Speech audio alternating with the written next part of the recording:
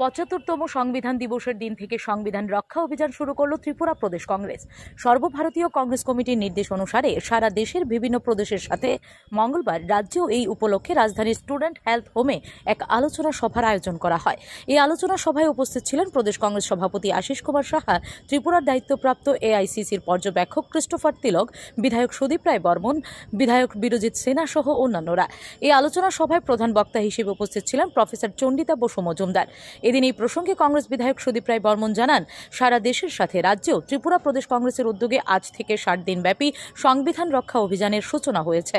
তিনি আরও বলেন, মানুষের অধিকারের উপর হস্তক্ষেপ করা শুরু হয়েছে। এই অবস্থায় সংবিধানকে সুরক্ষিত করতেই সংবিধান সুরক্ষা অভিযান কংগ্রেস কর্মী সমর্থকদের কাছে একটা চ্যালেঞ্জ।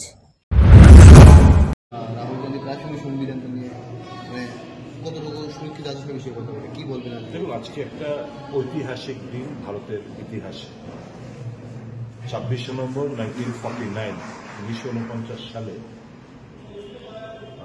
সংবিধান দীর্ঘ 11টি সেশন, লোকসভার 11টি সেশন চর্চার পর সেটা গৃহীত হয়, অ্যাডপশন হয়, এবং ঠিক এক বছর বাদে 26শে জানুয়ারি 1950 সেটা কার্যকরী হয়। এটা ভারতবর্ষের কাছে, মানুষের কাছে এটা আমাদের একটা গর্বের একটা ব্যাপার।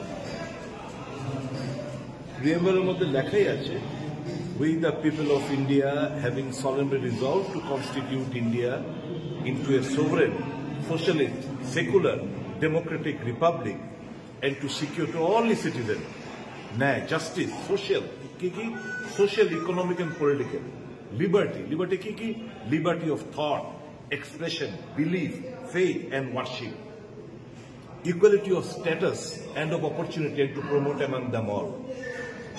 কিন্তু আজকে দুর্ভাগ্য, আমরা দেখতে পাচ্ছি ভারতবর্ষ এই যে অধিকারগুলো আমাদের, liberty of thought, expression, belief, faith, worship, পূজা অর্চনা করা, যে তার মত প্রকাশ করা, স্বাধীনভাবে কথাবার্তা বলা, এইগুলোর মধ্যে হস্তক্ষেপ করতে শুরু করেছে এবং এগুলো খর্ব করতে শুরু করেছে।